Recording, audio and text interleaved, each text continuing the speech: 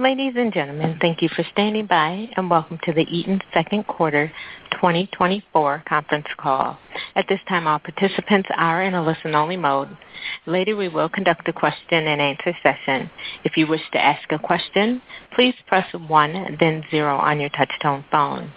You will hear acknowledgement that you have been placed in the queue, and you may remove yourself from queue at any time by repeating the 1-0 command.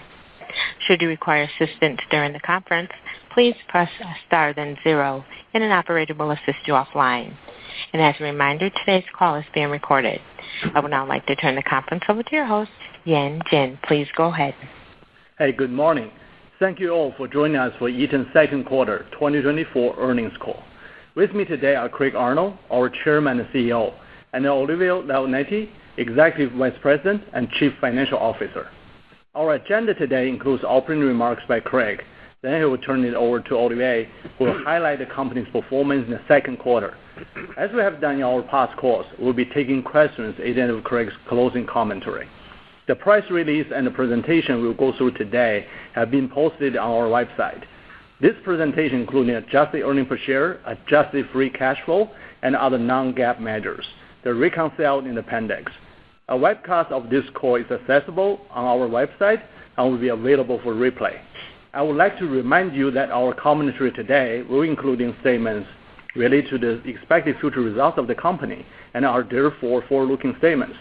Our actual results may differ materially from our forecasted projection due to a wide range of risks and uncertainties that is described in our earnings release and the presentation. With that, I will turn it over to Craig. Okay, thanks, Jen. We'll start with some highlights on page 3, and I'll lead off by noting that we delivered another strong quarter, and we're pleased with the first half of the year. Our teams continue to deliver on our commitments, propelled by strong markets, good execution, exceeding our expectations and consensus on strong revenue, margins, and earnings per share growth. We generated adjusted EPS of $2.73 on the quarter, an all-time record, and up 24% from prior year. We also delivered record segment margins of 23.7%, up 210 basis points from last year. And our markets continue to be strong. On a rolling 12-month basis, electrical orders were up 9%, and aerospace orders increased by 4%. This led to another quarter of growing and record backlogs, up 27% in electrical and 14% in aerospace, with strong book-to-bill ratios. The strength in our orders and backlogs continue to support our view that the megatrends will keep the company growing for some time to come.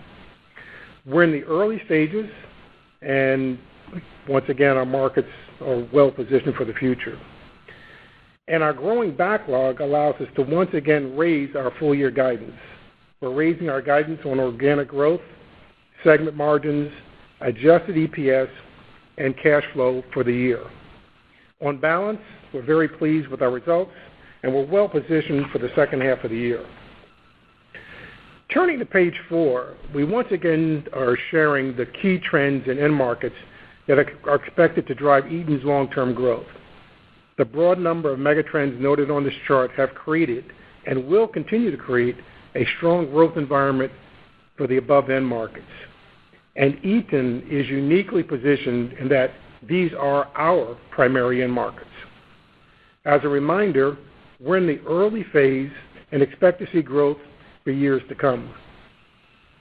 Today, we'll continue our practice of covering one of these megatrends and how it's impacting growth in one of our key markets. Last quarter, we gave an end market update on our industrial facilities and markets, as well as our latest view on growth expectations in the rapidly growing data center market. Today, we'll once again provide an update on reindustrialization through the lens of mega projects, where the activity just remains extremely robust. And we'll provide a summary of our growth outlook for our single largest end market, commercial and institutional facilities. Before turning our attention to a specific market, we did want to once again remind you of the broad-based nature of our growth expectations. So turning to slide 5, we summarize the growth rates in our key end markets. This data has not changed from what we shared in recent quarters or at our technology showcase earlier this year.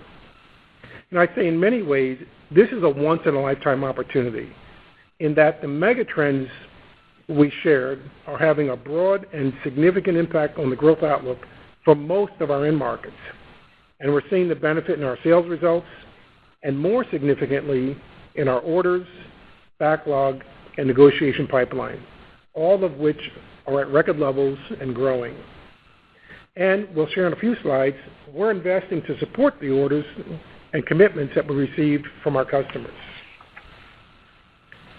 Turning to slide 6 in the presentation, we once again provide a summary of mega projects that have been announced in January of 2021 in the North America market. And as a reminder, a mega project is a project with an announced value of $1 billion or more, and the list now includes 444 projects and $1.4 trillion of cumulative value.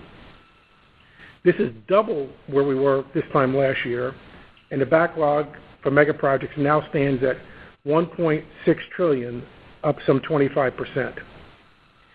It's important to point out that we have not seen any slowdown in the number of announced projects. In fact, Q2 was one of the strongest quarters ever. Recently, we've seen data center and power generation / renewable projects take the lead in new project announcements. These two project types represent some 40% of announced projects in the last 12 months. And the cancellation rate continued to be modest, around 11%, which is well below historical levels. Note that only 15% of these projects have started, and for projects that have started, we've won over $1.4 billion of orders, and our win rate has been approximately 40%. We're actively negotiating another $1.3 billion of electrical contracts. There's lots more to come here. Turning to slide 7, we continue to highlight the commercial and industrial end markets. For 2023, commercial and industrial institutional end markets represented 20% of total Eaton sales and 28% of our electrical sales. And for Eaton overall, we estimate that new office real estate exposure is only 2 to 3% of our revenues. We know that this has been a concerning point for some of you, but as you can see, it represents a very small part of our sales. While the entire category is growing, we expect to see significant strength in the institutional and infrastructure segments, which represent 50% of our C&I exposure in Electrical Americas. Institutional infrastructure includes education, healthcare, government, and includes waste and wastewater. I'd also point out that the electrical content in these two segments is much higher than office buildings and other light industrial projects. Light commercial projects. And as noted, the same set of megatrends, including digitalization, energy transition, and stimulus spending, are also driving outgrowth in this segment, and something that we expect to continue for years to come. On slide 8, we provide an overview of the products and software that we sell as a part of our commercial and institutional building portfolio. We include this slide to provide a perspective on how broadly we play across the electrical infrastructure and buildings. In fact, we have the industry's broadest set of electrical solutions. Some of the newer categories for us include energy storage, EV charging network managers, and microgrid controllers that control energy behind the meter. In addition to the entire suite of digitally enabled hardware, we have our BrightLayer software suite that does energy management across the building and campuses, all of which are supported by our comprehensive service organization. On slide 9, we want to provide an update on our incremental growth investments.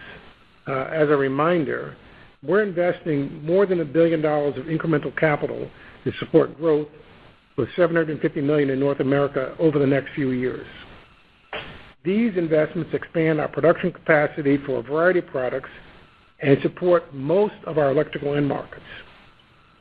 As you're aware, the market has several capacity constraints, so we're working closely with customers to ensure that our capacity additions are in line with the demand and, in many cases, our contractual agreements.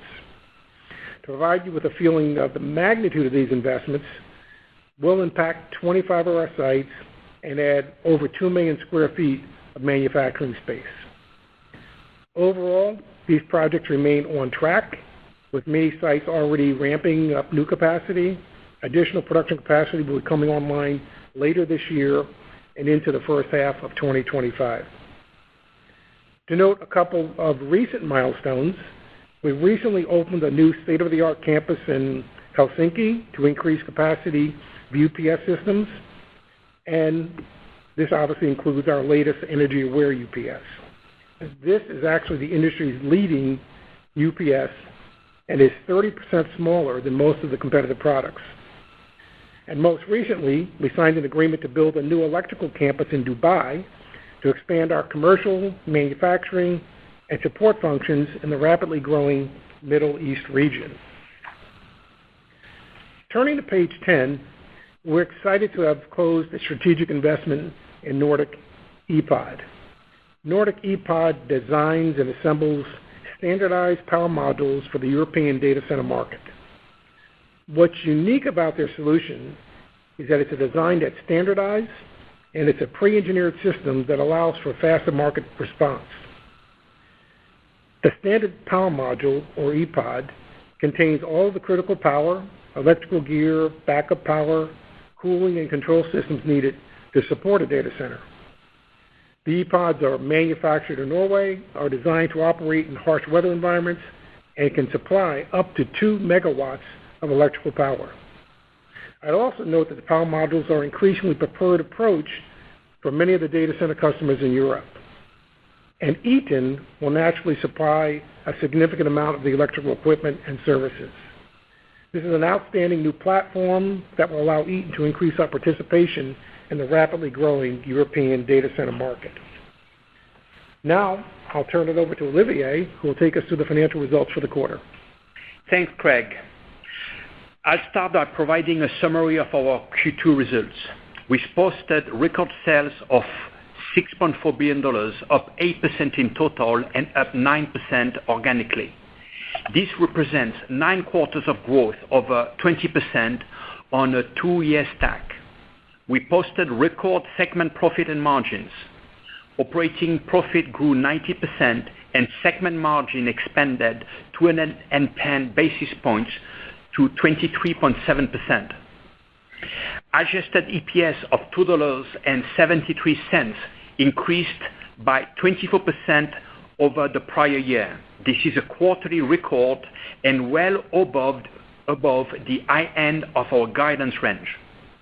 This performance resulted in Q2 record operating cash flow of $946 million, up 11% year over year, and Q2 record free cash flow of $759 million, up 10% versus prior year.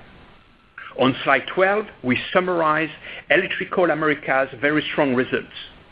We continue to raise the bar, setting new records for sales, operating profit, and margin. Organic sales growth remained strong at 13%, which reflects strength in data center and industrial end markets. On 2-year stack, organic growth is up 32%. Electrical Americas has generated double-digit organic growth for 10 consecutive quarters.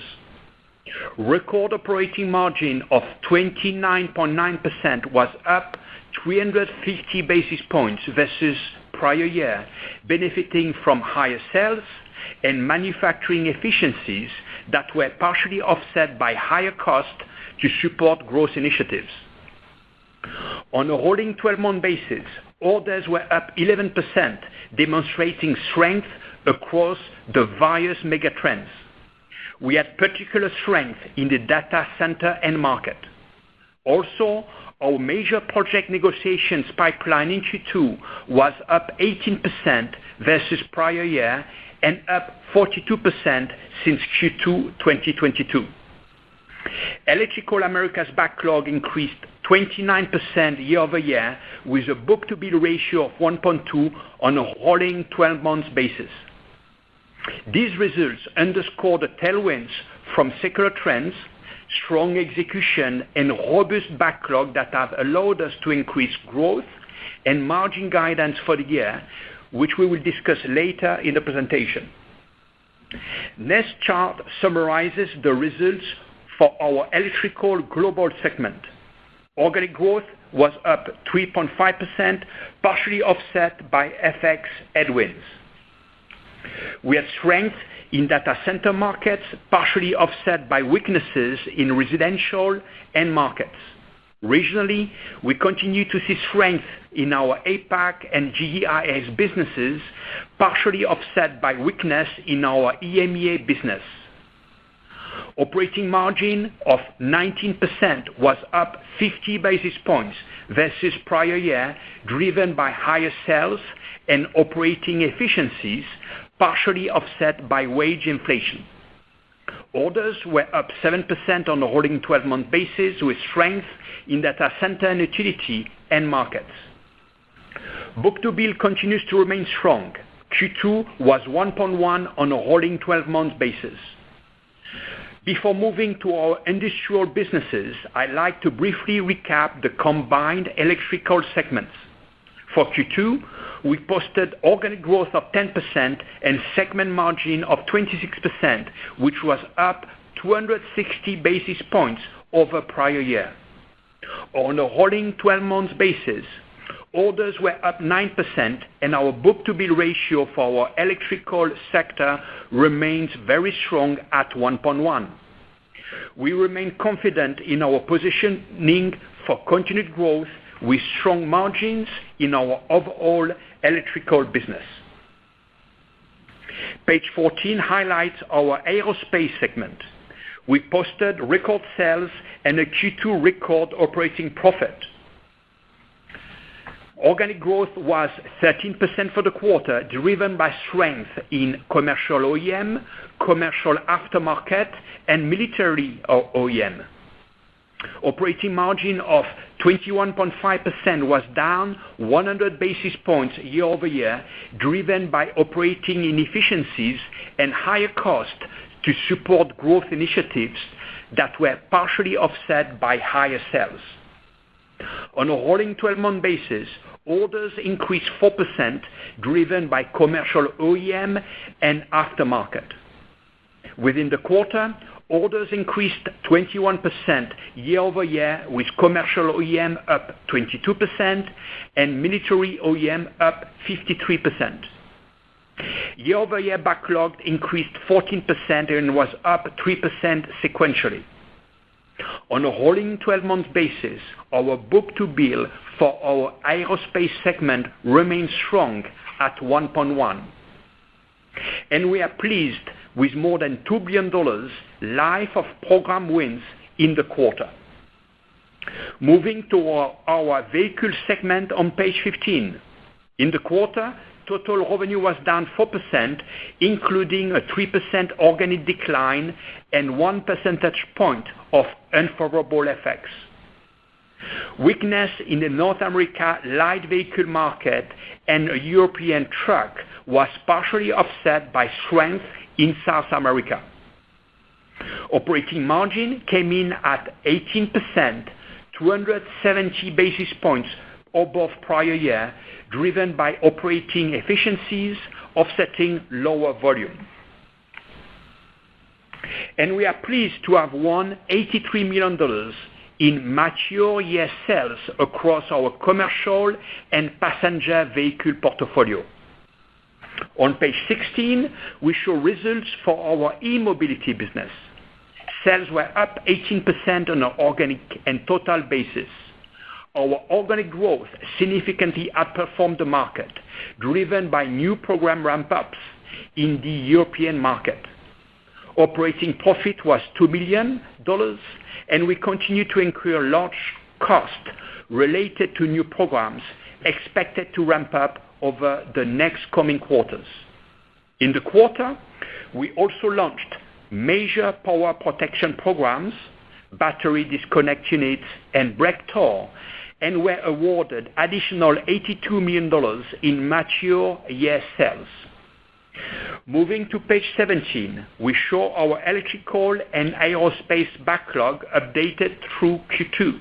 As you can see, we continue to build backlog, with electrical stepping up to $11.4 billion and aerospace reaching $3.5 billion, for a total of $14.9 billion. Versus prior year, our backlogs have grown by 27% in electrical and 14% in aerospace. Electrical backlog benefited from acceleration in order intake from tailwinds of the secular trends, including hyperscale orders within the data center end market. As noted earlier, book-to-bill ratios for electrical and aerospace are 1.1 and 1.1 respectively. The continued growth in our backlog underscores our confidence in 2024 and beyond. Now, I'll turn it back to Craig for the end market outlook and financial guidance updates. Thanks, Olivier. Turning to page 18, we show a summary of our end market growth assumptions for the year.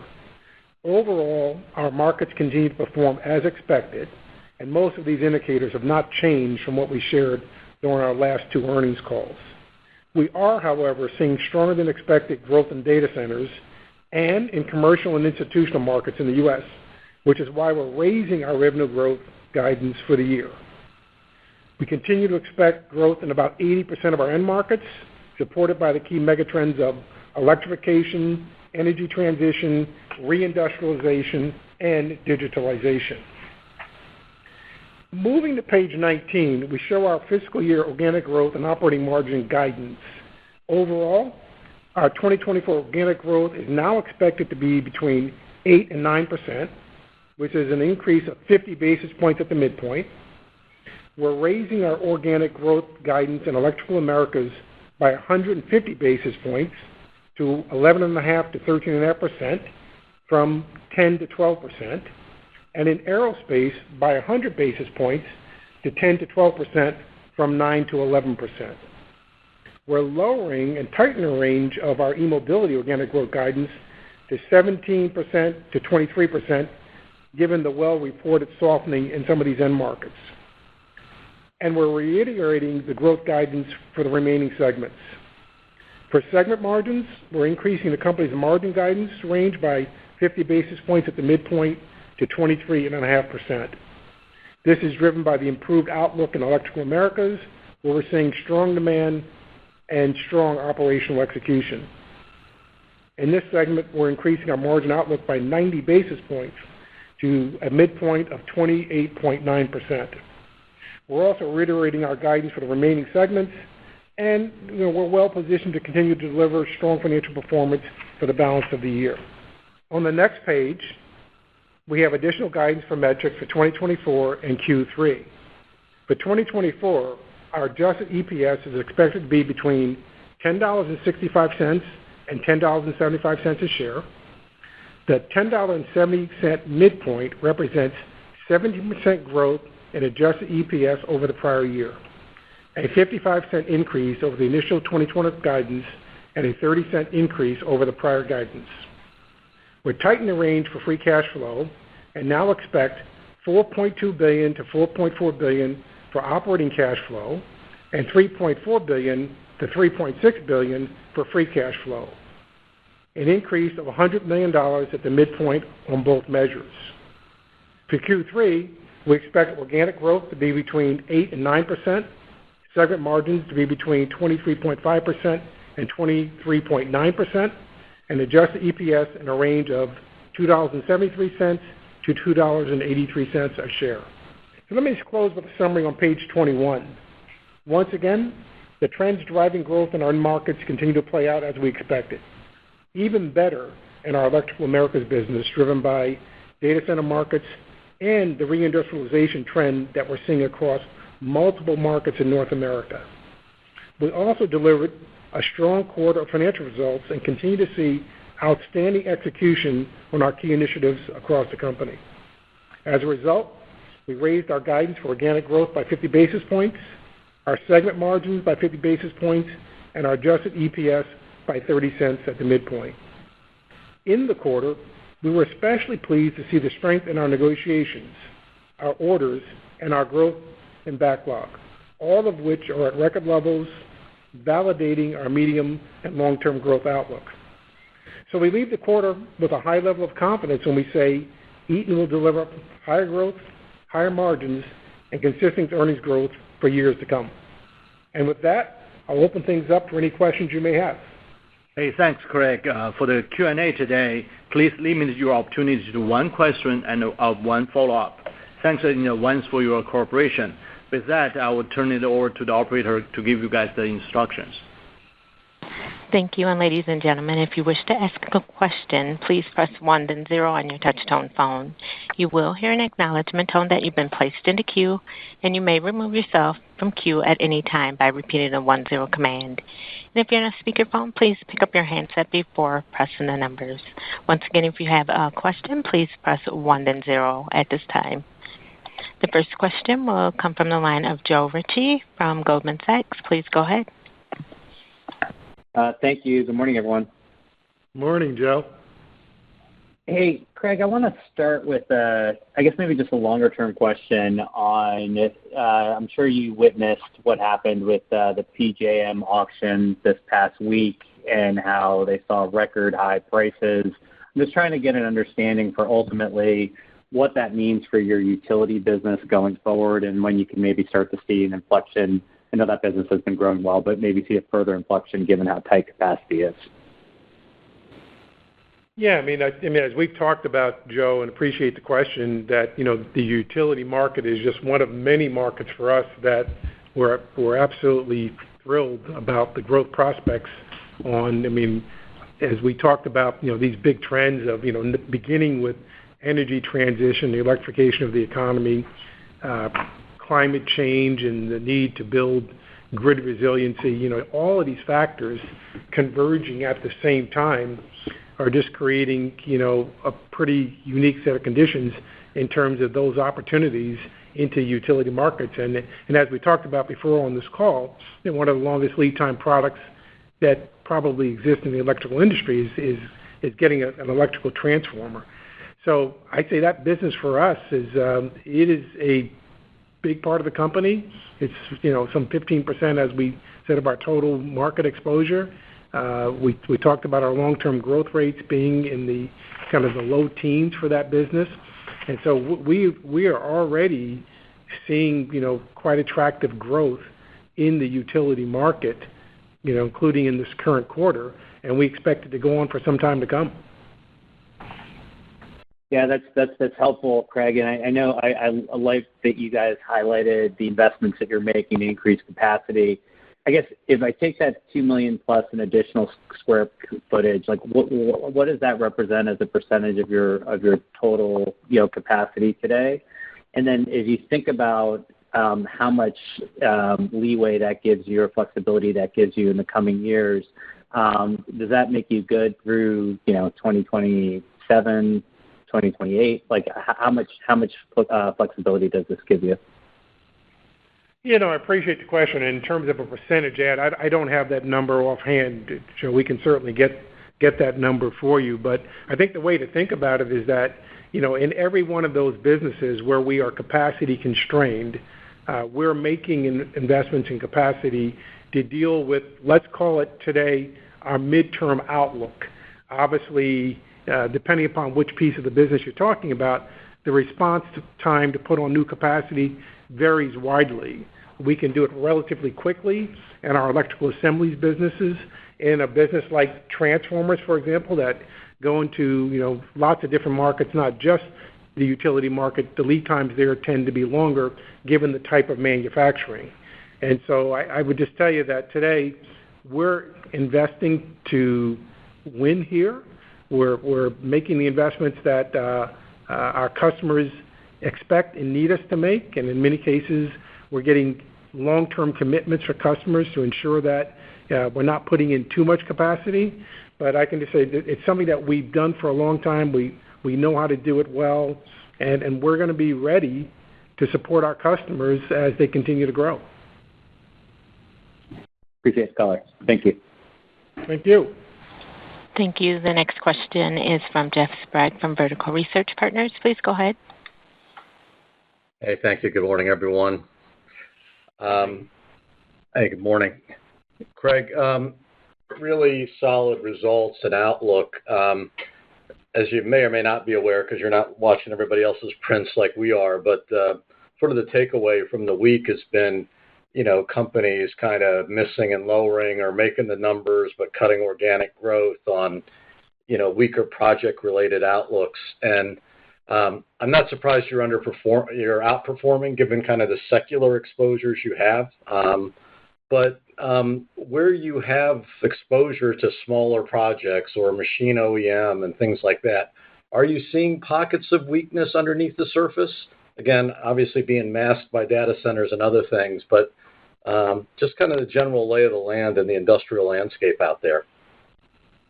Hey, Jeff, appreciate that question. And one of the things, if you recall, that we reported on during the last earnings call, because one of the things we wanted to convey was that we're spending a lot of time focusing on mega projects because it is a fundamental change from the historical patterns in the industry and the sheer number and size of them. And it is changing the dynamics of the business in terms of our order flows. But the small projects as well, those projects that are under $1 billion, what we reported during the last earnings call is that we're seeing a very similar pattern of growth in projects under $1 billion. In fact, I don't recall the number offhand, but it was 16%. What? 16%. 16%. Roughly. Up 16%. Yep. So we are really seeing a broad-based increase in our project-related business, whether it's the mega projects that we spend a lot of time talking about or the stuff that tends to be more the smaller flow projects that we've always seen inside the business. And so, no, I would say today, we have not seen any let up at all in the level of activity. And as we talked about in the mega project slide, Q2 was one of the biggest quarters ever. Those projects continue to come in at a significant rate. Our negotiations, overall in our electrical business continue to be at record high levels. And so, we're obviously mindful and watchful, but we've not seen a slowdown. And by the way, I'll assure you, we do watch all the other prints as well. We are obviously, staying attuned to what's going on more broadly in the marketplace, and our business continues to do well. Wow, interesting stuff. And then maybe just a little bit more color on, on the global side of electrical. Olivier hit some of it, in his prepared remarks. But, some of these secular forces ought to come to bear, in Europe and elsewhere eventually. Is it just resi weakness and kind of general, kind of macro-related pressures that hold it back? Obviously, I'm not expecting it to grow like America's, but it just seems like there should be prospect for growth there to pick up, maybe perhaps as we move into next year. Yeah, I think, your statement is largely accurate, that the mega trends that we talk about of energy transition, electrification, digitalization, all of those trends are just as relevant in Europe as they are in the North America market. I will say, though, if you think about, some of the big differences in what's driving perhaps this outperformance in the U.S. is really a lot of reindustrialization, a lot of, investments in manufacturing and LNG and other sectors, data center, where you have manufacturing that has historically taken place in other regions of the world. Now those investments are being made in the U.S. Obviously, these investments are also being helped and supported by a number of these stimulus programs as well. And so over time, we would clearly expect Europe to see more significant impact, although within those same verticals, data centers, for example, and utilities, we are seeing good growth in our global businesses, not at the same extent as the U.S., but it's being overwhelmed by the macro in the market, for sure, in terms of just the overall, economy that we see in Europe, and you don't see the same reindustrialization trend taking place there. But on balance, markets overall doing well, and we're pleased. Great. Thank you. Thank you. The next question is from Andrew Obin from Bank of America. Please go ahead. Oh, yes. Good morning. Morning, Andrew. Just want to touch on maybe just digging a little bit more into AI data centers. Can you just talk about sort of the pace of electrical orders and your win rate on specifically on the AI data center side? Thank you. Hey, Andrew, I appreciate the question. There's obviously this is perhaps the hottest topic in the world right now in terms of what's going on with AI and how that's driving, increased investments in data centers. And as I think this group is well aware, these AI-centric or training data centers consume a lot more power and a lot more electricity than your conventional data center. So the basic cloud-based data centers. The first thing I would say is that when you think about the growth that we're seeing today in our data center business, and you think about the growth projections over time, very little of this today is a result of specific investments in AI. It's coming. We're quoting a lot of projects. I think if you take a look at what some of the industry leaders talked about last year, that 5 to 10% of their capital spending is in AI-related, data centers. So I would say most of the growth related to this expansion that we expect to come is still out in front of us with respect to AI data centers. It's coming, and I'd say in terms of its contribution to our orders is very much aligned with that. Most of the orders that we're getting, 90+% of the orders that we're getting are really tied to your conventional data centers as more and more companies like ours move, applications to the cloud from on-premise. If you think about this massive increase in data that we're all generating, consuming, and storing, that's really what's driving the growth in data centers today. And AI, I would tell you, is still largely a future. And in fact, when you look at the total backlog today of data center projects, close to $140 billion, and if you look at that in the context of historical build rates, that's 8 years of production. And we haven't yet hit the inflection point yet for AI. So we think what happens ultimately is that this market expansion and this build-out cycle just gets extended for quite a number of additional years. Oh, great to hear. Thank you for a comprehensive answer. Another question just to follow up on capital allocation. Just buybacks. You bought back, I think, $740 million in the first half. So how should we be thinking about the cadence of buybacks for the balance of the year? Andrew, we see today, based upon what we see in the market, a strong upside in the value of our stock, so we will continue to buy back shares. We have said that we would buy back about $2 billion for the year. That's what the midpoint of our guide implies. But based upon where we see the stock price today, we believe we will be more at the high end of our guidance range. And we will balance this buyback between Q3 and Q4, but we will remain obviously opportunistic, Andrew. Thanks so much. I'll go back in the queue. Thank you. Thank you. The next question is from Steve Tusa from J.P. Morgan. Please go ahead. Hi, good morning. Morning, Steve. Congrats on another strong print here. Good execution. Just on the backlog, can that continue to grow in electrical, through the rest of this year? I think it's a great question, and if you'd asked me that question at the beginning of the year, I would have imagined that we would start to see a leveling out in the backlog and perhaps even eating some backlog this year. But and given how strong markets have remained, the backlog, as we talked about, up 27% year over year, growing still quarter over quarter. From where I sit today, Steve, and based upon the activities and the negotiations we're seeing, my guess is we'll probably continue to build backlog. The industry as well is reached a level where, there are some constraints today that are quite frankly, limiting our ability to produce at the rate at which, we're receiving orders. And at some point those will certainly converge. But I would say tough to tell for sure, given this, especially the advent of these big mega projects and what they do to your backlog and the other dynamic that we've talked about before that's taking place in the industry is that we are having some of these, big, hyperscale data center customers giving us multi-year orders. So it wouldn't surprise me at all that the backlog continued to grow.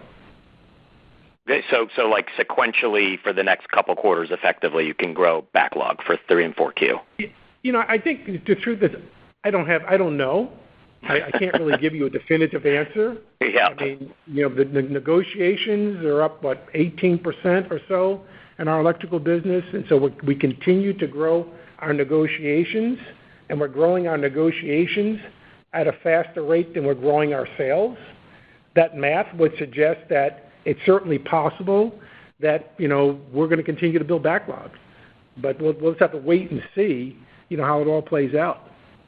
Okay. And then just one more on the electrical margins. I think last quarter you guys talked about some investments hitting the margins, but here we are again with another pretty nice upside print on that front. You raised the guidance for the year. It does show a bit of a step down in incremental, still very strong in the second half, no doubt about it. What's driving the step down in incrementals? Again, I'm not saying it's negative or anything like that. I'm just saying it's I want to kind of understand as things mature in the back half, what's the bit of the step down in incrementals? No, appreciate that question, and without a doubt, a very strong first half of incrementals in our electrical businesses, and I'd say that lots of contributions from our team's execution, and quite frankly, we've had on a relative basis higher contribution of price in the first half than we'll have in the second half of the year, and very much consistent with what we mentioned last quarter. We are ramping our spending. We have capacity coming online that brings obviously depreciation and obviously the work that we need to do to ramp up new capacity, and we continue to make growth investments in the business, and those tend to be more heavily back end loaded. And so clearly, those margin numbers, that we provided you as our best view, but our teams have continued to surprise us as well with their execution. And so if you think about the electrical margins, the range that we provided, I think the range is a good range, and we're hopeful that they can be at the higher end of the range, but at this point, that's our best view. Yep, great. All right, thank you. Thanks for the detail. Thank you. The next question comes from the line of David Raso from Evercore ISI. Please go ahead. Yeah, hi, thank you. Electrical Americas on price cost. Can you give us some update on where we stand on that right now? Particularly if you can give us any sense of volume versus price in the Electrical Americas growth, which, 13% this quarter, 17% last quarter. And then also, given some of the long lead times, how should we think about, as we sit here today, pricing power into 25? Thank you. Hey, appreciate the question, and I would say that, certainly, as we come through this inflationary period over the last couple of years, we were a little bit upside down for a period of time on price versus cost. Today, I'd say that equation is back balanced, which means not only that are we recovering the inflation, but the incrementals that we need to maintain our margins. And so fairly balanced today between what we'd expect to see from the business in terms of the relationship between price and cost. On volume versus pricing, as I mentioned a moment ago, obviously our pricing in the second half of the year will be less on a year-over-year basis than we saw in the first half, and that's simply a function of timing of when prices went in last year, so it's kind of in the base already. And so I would say today, volume versus price specifically in terms of separating those two pieces, as we've said before. We don't provide that number, and we don't provide that number, for, we think, a lot of the right reasons in terms of the variability depending upon who the customer is, and inflation varies by customer, and our ability and need to recover varies by customer. So we don't want to create an unintended problem for ourselves by separating the two when that number could be different for one customer versus the other. To your point on this balance between pricing power today, within the business, I'd say we continue to be in an advantageous position with respect to our overall demand versus capacity. And so I would expect, as we go forward, that we continue to be in an advantageous position. What we've said historically and continue to believe that we have tremendous opportunities to expand our margins by running the company better. And as we think about the margin expansion that's in front of us, and there is plenty of opportunities to expand margins every place, it will largely come from our abilities to run the company better. Quick follow-up, Electrical Global, the rest of the year, the revenue growth organically has to accelerate to up 5 after the first half was, 2 and change. Is that simply the function of the easier comps in the second half, or is there anything you're seeing that would suggest that could accelerate? No, and it's largely a function of comps. The European market, the electrical Europe market, if there's been a market that's been a little bit of a disappointment this year relative to our expectations coming into the year, it would have been the electrical business specifically in Europe that's embedded in our Electrical Global segment. Asia is doing great, high single-digit growth. We're doing fine in our Geist business, but we have had some a little bit weaker results in markets specifically, and you see all the data coming out of Europe, so we're not at all unique in that regard. But we think pretty much it's really a function of comps more than it is. We expect a second half turnaround in the European electrical market. Thank you. Thank you. The next question is from the line of Deane Dray from RBC. Please go ahead. Thank you. Good morning, everyone. Morning, Dean. Dean. Hey, wanted to stay in Electrical Global if we could. And could you put the spotlight on your data center business outside of the U.S., talk about win rates and market share, because and how much of that is in that segment today? And I would have thought that would be lifting the growth rates a little bit more, but just some color there would be helpful.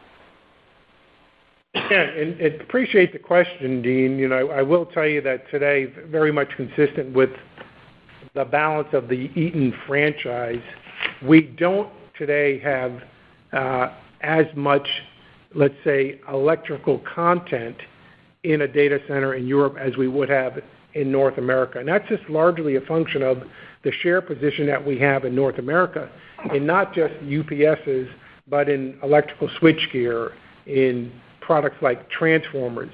And so in the North America market, or in the Americas market, we have the ability to sell a complete suite of solutions end-to-end into data centers. And in the European market, we don't have the same strength. We have the same strength, for example, in UPS, but we wouldn't have the same, let's say, position of strength in the electrical switchgear. The other thing I want to add is that when you look at the data center market in Europe as a percent of the total market, it represents a much smaller share of the total business. And so those are really the factors that I'd say are really, holding back the relative, results of our global business versus Americas. One, just the breadth of the portfolio. Secondly, the size of the relative market. As you know, historically, Europe has been much more focused on manufacturing and, machine MOEMs and automation, and that simply accounts for a much bigger piece of that economy, and principally the U.S. that's really led in many ways in the data center space. That's really helpful color, and thanks for that distinction. And just sticking with data center, if you think about your backlog today on your quote activity, how far out are the deliveries? I would imagine it's over 2 years now, especially in transformers, but any kind of color there, please. Yeah, I'd say that, when you think about it, I guess it depends upon your perspective on, I think I told you the industry in data centers is looking at perhaps as much as an 8-year backlog, unless fundamentally we find a way collectively across the industry to step up what we do in building out data centers at a much faster rate. It's one of the reasons, for example, we talked about this deal that we did in Europe, to do these E-pods, which is a standardized modular design, something that enables you to stand up a data center in a much shorter period of time than we have historically. So I think the question becomes, as I think about Eaton in terms of our constraints, the bigger constraints will not be what comes from Eaton. It will largely what comes from the industry and the industry's ability to find the land, to find the power, to build out the data centers at a faster rate than they have historically. So we're going to be fine in terms of what we do. We're not going to be the bottleneck for the industry, but the industry will have challenges to keep up with this growth rate. Thank you. Thanks, Dean. Appreciate it. Thank you. The next question is from Julian Mitchell from Barclays. Please go ahead. Hi, good morning. Good morning. Good morning. Maybe just a question around the electrical sort of products side of things. I think that, when we look at that business, for example, in the Americas, it's been fairly sluggish the last kind of 9 months versus very, very high growth in systems. And there was maybe some destocking that had weighed on that's now passed. And then to a degree, a similar phenomenon in the electrical global side with weaker products and pretty good systems growth. So just wondered sort of how you're thinking about that products piece from here. I think that the systems revenue growth we could sort of rightly or wrongly take for granted for a few quarters because of the very large backlogs. But products, I suppose you have this mix of easier comps in the back half, but also maybe the short-term macro numbers per the ISM this morning and so forth are worse. So maybe help us understand kind of how you see that product side of things revenue-wise in EA and EG playing out. Yeah. Hey, appreciate the question, Julian, and I know it's oftentimes challenging to really get insight into what's going on in these individual markets. And as I think most of you are aware, we really don't look at our business anymore by products versus systems. We really look at it largely around the various end markets that we sell into. And to your point, Julian, there are certain end markets that we sell into that tend to be more product-centric versus system-centric, but we really do look at it by end market. If you think about an end market of resi, the residential market, which today would account for maybe 12-13% of our total business, that market has clearly been slow. We think we've seen some evidence of bottoming in general, but that business today, comps get much easier going forward, and we think, perhaps with some, cuts in the federal funds rate, that we'll see that business start to take off. But once again, it's a smaller part of the company. The same thing could be said for what's happening today in what we call MOEM, the machine builders. We do sell components into that market, and that market has been weak, especially in Europe, which tends to be more manufacturing-centric. Once again, has that market bottomed? We think so. The comps do get easier, so we'll just have to wait and see. But most of our businesses, if you think about it in the context of the end markets that we sell into, be that data center, utility, industrial, commercial, institutional, which is the way we think about the business, we're not seeing any sluggishness. And obviously, whatever sluggishness we're seeing in these smaller pieces of the portfolio are being more than offset and overwhelmed by the mega trends and what's going on in the biggest part of our business. So hopefully that's helpful to you in terms of, as we think about it, it's really, if you want a proxy for products and the way you think about it, it's what's happening in resi and what's happening in, let's call it, MOEM, machinery OEMs, would be probably the best two proxies for products inside of Eaton. Yes, it has been slow. Maybe we're reaching a bottom. Comps do get easier going forward. Thanks very much, Craig. And then just a more sort of short-term question, looking at maybe margins for a second. So I think the guidance seems to imply like sort of midpoints and so on, and aware there's some rounding, no doubt, but it seems to imply the operating margins are sort of flattish sequentially in Q3, I think, and then sort of flat year on year. And then in Q4, it looks like they're sort of flattish again sequentially. So just trying to understand that, because I suppose normally the operating margin goes up sequentially Q3, down sequentially in Q4. And then as we're thinking year on year, understand your investments are stepping up a bit. So that's crimping the firm-wide operating leverage in Q3. But it's sort of interesting that the margins are guided to be flat despite the 8-9% growth. Yeah, what I would tell you, and as we talked about this one a little bit already, Julian, is that we are investing. We are bringing on additional manufacturing capacity, and that brings on, obviously, startup expenses. It brings on depreciation.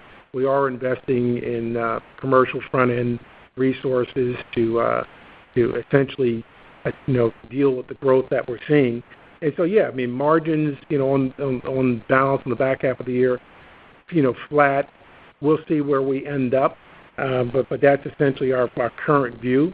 And, if our team continues to execute as well as they have, there could be some upside there, but it's our current view from where we sit today. Thanks very much. Thank you. The next question is from Nicole DeBrave from Deutsche Bank. Please go ahead. Yeah, thanks. Good morning, guys.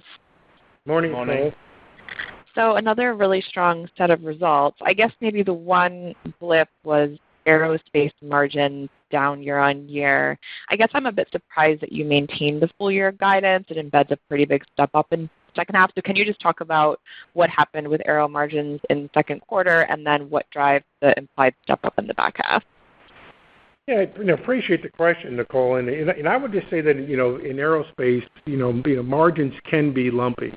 And that's largely because there's such a big difference between, margins in aftermarket and margins on OEs, and which OE platform do you ship and how much in a given quarter. So I would just think about it as noise.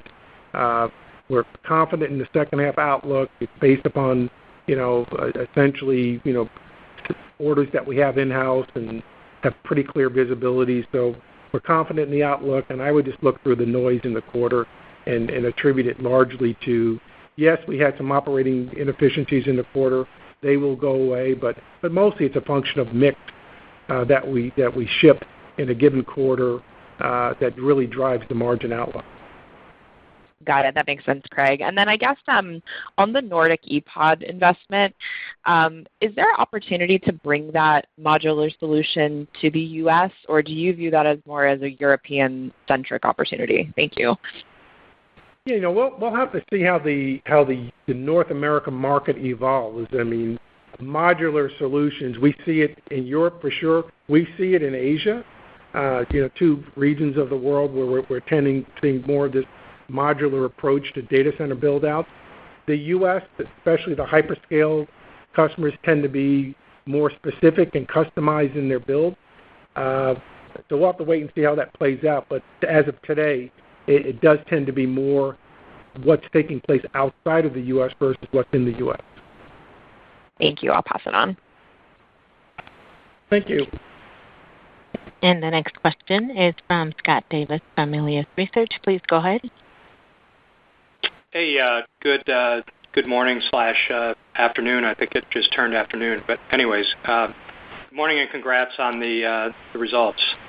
Thanks, Scott. Appreciate it. Last couple of years. Craig, a couple kind of small things. I mean, you quote the 40% win rate. If I don't recall what that was historically, but if you went back like 5 years or something, would it be in that ballpark? Is this meaningfully higher than that, than maybe where you guys were historically?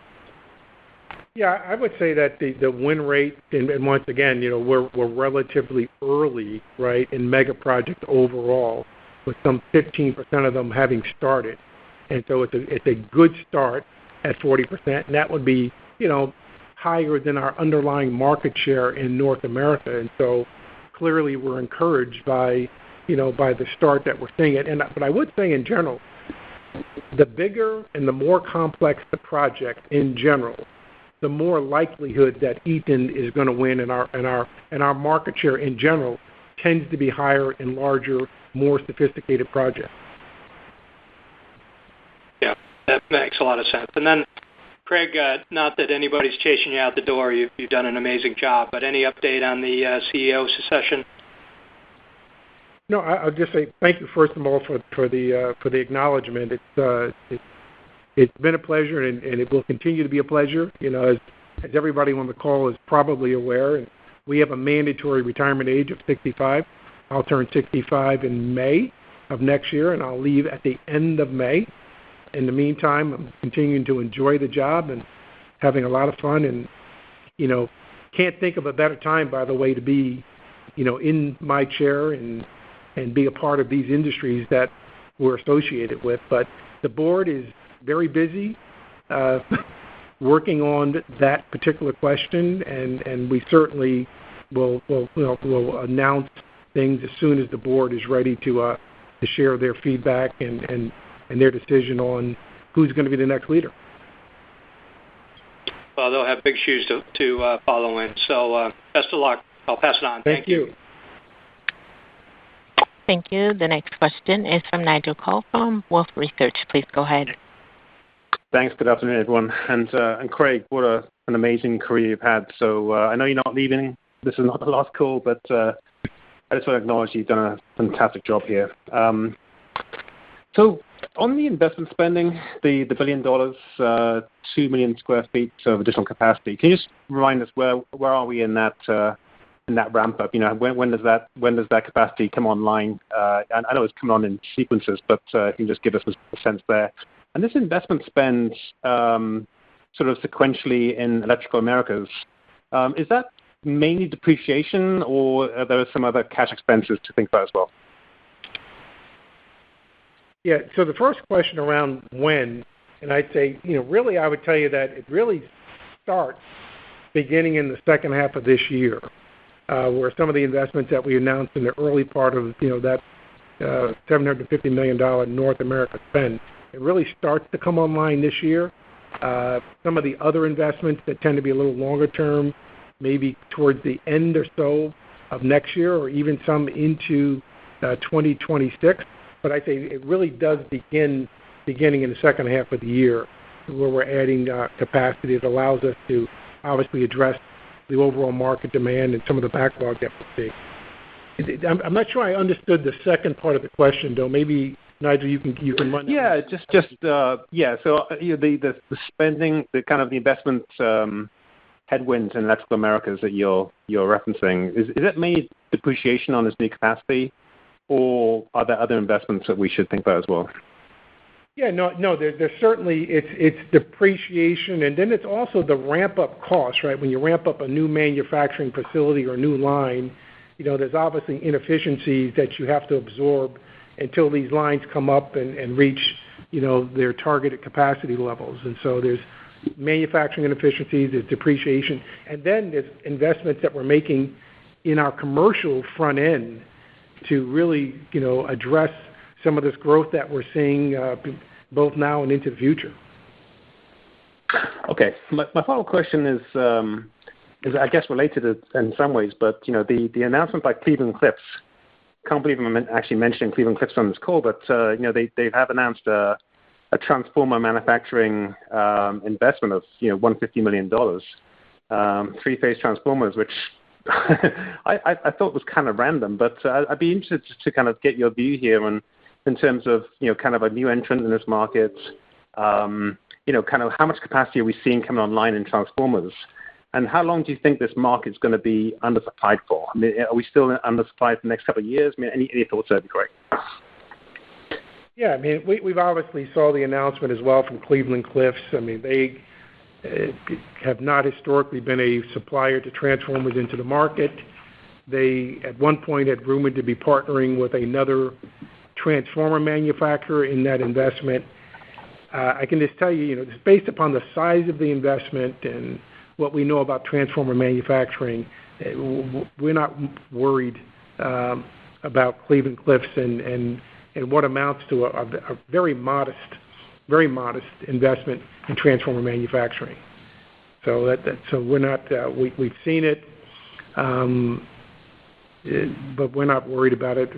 Don't think it's going to have any impact at all on our growth rate, and very little of any impact on the industry, given the size of the investment. And how long? I'd say that, we talk about these trends, and as you can imagine, transformers go everywhere. I mean, they go into data centers, they go into industrial buildings, they go into, utility applications. And so transformer, demand that we're seeing today is comprehensive across every one of our end markets. And I would imagine what they're doing is focusing perhaps on maybe one of these verticals. I'm not sure, but I don't see transformer demand and capacity coming into alignment for a number of years. I think that market's going to be good for a long time, and we'll have to wait and see how it all plays out. But our markets, as we've articulated, are expected to continue to see very attractive growth for a long time from now. Yeah. Okay. Thanks, Greg. Thank you. Our next question is from Joe O'Dea from Wells Fargo. Please go ahead. Hi. Thanks for taking my question. Actually, on that topic, Craig, could you just provide a little bit more detail on the $750 million of spend on capacity in the Americas? Any perspective on some of the categories that are going to see some of the biggest capacity addition? And so what will be the step up in your transformer capacity, anything on switchgear capacity, just to better sort of understand, where there's some of the more sizable investments?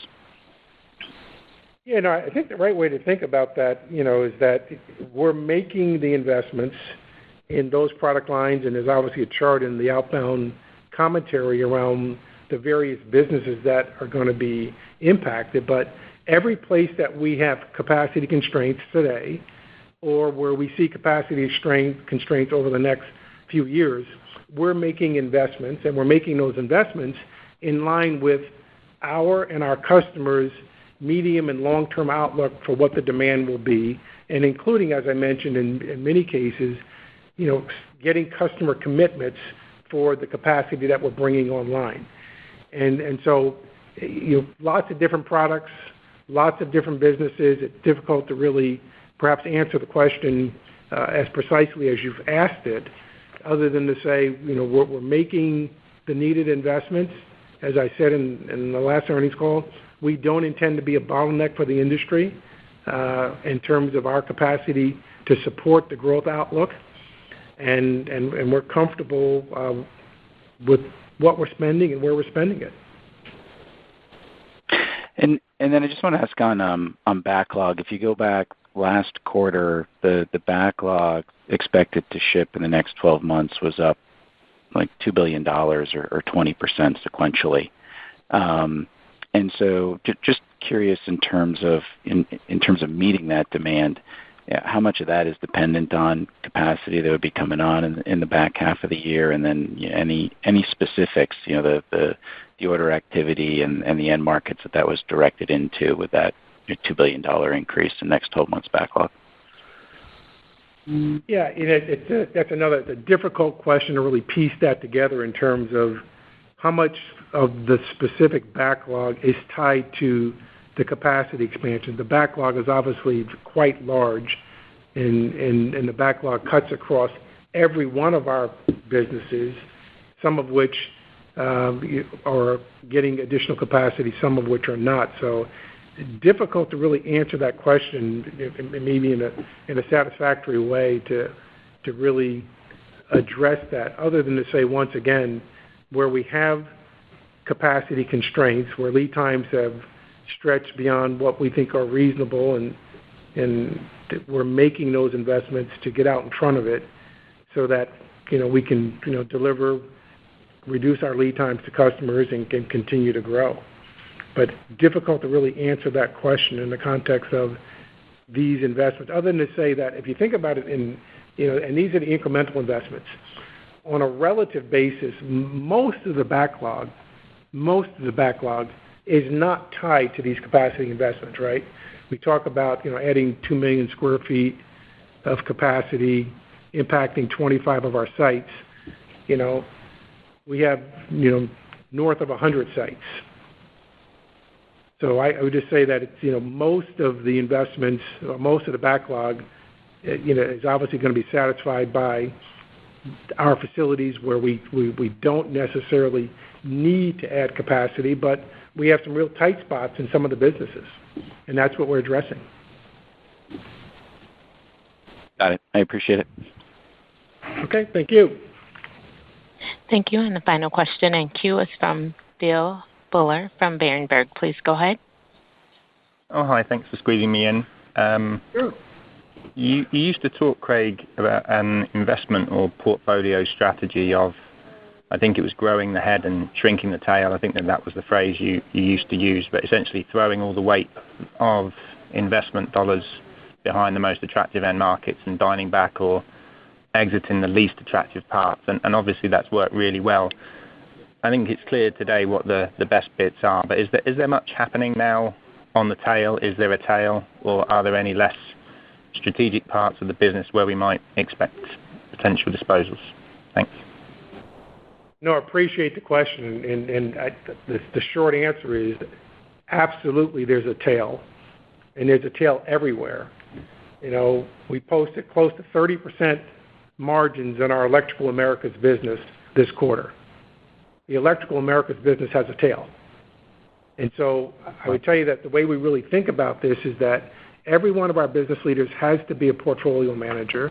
They have to be looking at products, applications, customers, markets where we don't make the returns or don't have the right growth prospects, and to be actively addressing that. And the inverse is also true, by the way. There's a head too. There's places where we ought to be doubling down and making incremental investments and really playing the win because we have the right technology, the right to win, great margins, great growth industries. And so I think the short answer is absolutely. We continue to do portfolio management every place, and there's opportunities every place across the company to be more focused in the places that we decide to play and where we think we can win. Thanks. And just to follow up, I guess an extension of that question, broadly speaking, what's your current assessment of the attractiveness of commercial aerospace? I get that backlogs are high, traffic is secular, and so on. But airlines are profit warning daily at the moment, it seems. Airbus and Boeing have a lot of their own challenges to ramp up. I know it's an attractive long-term industry, but what's your evolving view on the sort of 3-year view on commercial aerospace and its relative attractiveness versus the wider portfolio? Hey, I certainly appreciate the question, right? Given today, some of the challenges that, some of the OEMs are having, why you'd ask the question in terms of how we feel about it. But I can tell you, we think the commercial aerospace industry is an outstanding industry in the short, medium, and long term. And why? It has all of the characteristics of businesses we like. It's a business that pays for technology. It's a business where you can differentiate. It's a business that has a very large aftermarket It's a business that has a wide moat, where if you're on a platform, you're on a platform for life. It is a long-term growth industry, and it's an industry where we make very attractive returns. And so despite the fact that maybe a customer or two is going through a little bit of a short-term issue, the growth outlook for commercial aerospace continues to be one of the best growth outlooks that we have in the company. Aftermarket continues to be very attractive, and so no, we like the space and we like the fundamentals, and we think it's a very attractive asset. That's great. Thank you. All right. Thank you. Okay, great. Hey, thanks, guys. We're reached to the end of our call, and I appreciate everybody's question. As always, the IR team is ready to any follow-up questions. Thanks for joining us. Have a great day. Thank you, and that does conclude our conference for today. Thank you for your participation and using AT&T teleconference. You may now disconnect.